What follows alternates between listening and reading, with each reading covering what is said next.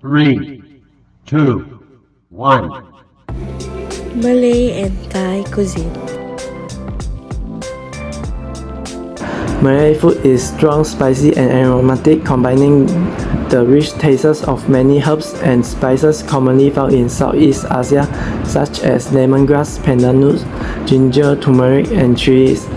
Because these herbs able to enrich the flavor of the cuisine.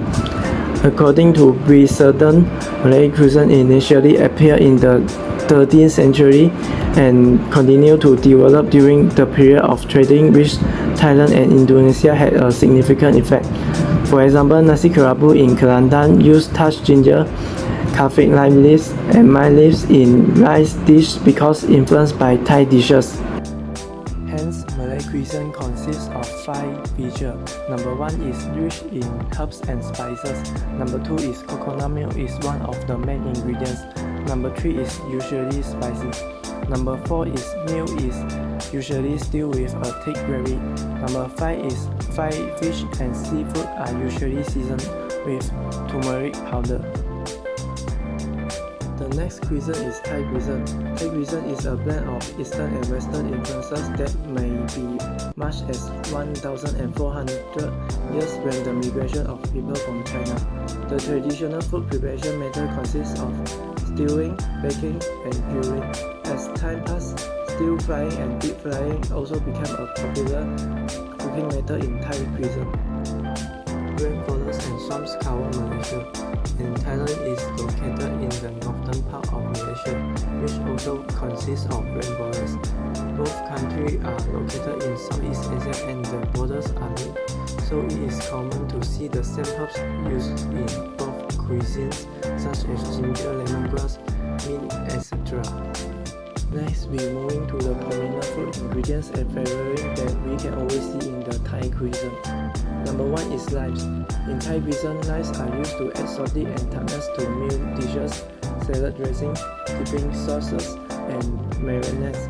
For example, coffee limes are widely used because their leaves and skin smell amazing. Number 2 is tamarind.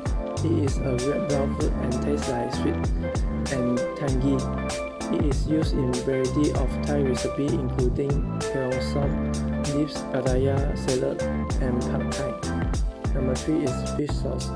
Fish sauce is also known as nam na in Thai. It is the core of Thai cuisine and made from fermented anchovies that season with salt, so the sauce has umami-rich, salty flavor. People like adding this sauce to curry, salads, soup, and so on. Number 4 is lemongrass. It is also commonly used in Thai cuisine. Lemongrass provides a good aroma and release good flavors. For example, the cuisine used is tom yum soup and Thai green curry. Number 5 is galanga. It looks like a ginger but has different flavor and scents. Galanga has a zingy and floral fragrance with nutty flavor, whereas ginger is cheaper and spicier. Chopped galanga can use for stir fries, curry paste, and soup like Thai chicken, coconut soup called tom kha gai. Malay cuisine for more than 15,000 years. Earlier, a Malay kingdom in Bujang Valley welcomed dealers from India and China. They did not just both silk and gold, but also abundant amount of herbs and spices. Later, in 15th century, Arab traders brought in the practice of Islam. There was an increased trade with other Muslim communities, and it also introduced the practice of halal food in the culture. There are some factors that influence the history of Malay food, which are the first one is Europeans venturing Southeast Asia. Europeans that ventured to Asia also bring with the new ingredients such as peanut, pineapple, avocado, tomato, squash, and pumpkin. Some of the ingredients such as peanut have become one of the staple ingredients in our national dish, which are nasi lemak. The second one is immigrant. Chinese and Indian labor was brought in by British colonialists have contributed new food, ingredient and cooking techniques. Cooking techniques such as frying spices in oil to enhance its flavor was merged during that time. Next factor was intermarriage. Local Malay have married not only with the Chinese and Indian immigrant, but also with the European that come to venture to Malaysia, thus creating a new kind of food that is a fusion between the two cultures named Nyonya and Kristang. Next, the factor that influenced the history of Malay food was surrounding countries. Malaysia share land borders with Indonesia and Thailand. The northern part of Malaysia integrated Thailand flavor into their food, and Negeri Sembilan once dominated by Minangkabau from Sumatra. Also, the factor that influenced the history of Malay food was traders during 15th century. Chinese and Indian traders brought in spices which are now commonly used in Malaysian cooking. With the growth of Islam brought by the Arab traders, halal food started to emerge in the culture. Therefore, there is no pork or alcohol used in Malay cooking.